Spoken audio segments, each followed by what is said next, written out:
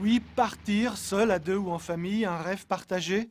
Et pour voyager heureux, certains préfèrent voyager léger. C'est actuellement le salon du véhicule de loisirs à Paris.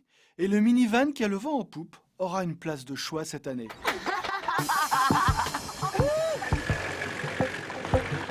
Plus petit, plus maniable que les paquebots tout équipés. Bon, pas toujours très beau. Voici Bambi, 115 000 francs, une maison complète sur 4 roues, toilettes comprises. Difficile de faire plus discret que 7 de chevaux fourgonnettes. En 1972, ces deux amis se préparaient pour un tour du monde. Est-ce que vous ne pensez pas que cet habitacle soit un peu trop restreint? Non, ça évidemment c'est un peu petit, mais enfin on compte quand même pouvoir y tenir quand même assez facilement. Voyager avec sa maison sur le dos, certains y pensaient déjà avant, dans les années 50 par exemple, pas toujours très sérieux. Ce chercheur a réalisé la maison accordéon, pliante et portative, grâce à laquelle vous êtes partout chez vous. Mais en 2012, le toit des berlines inspire toujours autant.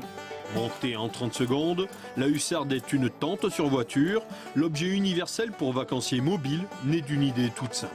Et puis la mode des camping-cars a traversé l'Atlantique dans les années 70.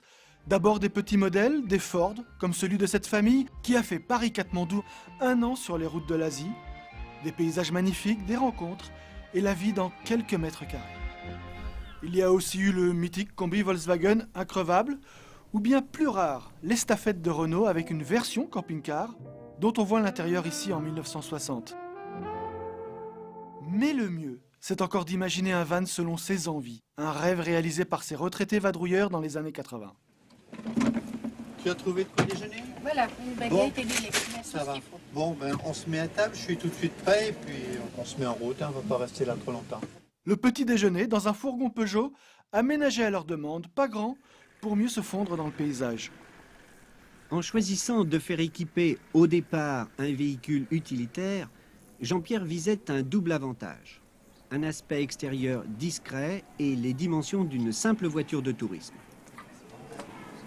Alors évidemment, plus c'est petit, plus c'est spartiate, ce bricoleur a dû faire une croix sur certaines commodités. Il y a le problème des toilettes, que j'ai pas réglé. Donc de ce point de vue, il y a peut-être un petit problème.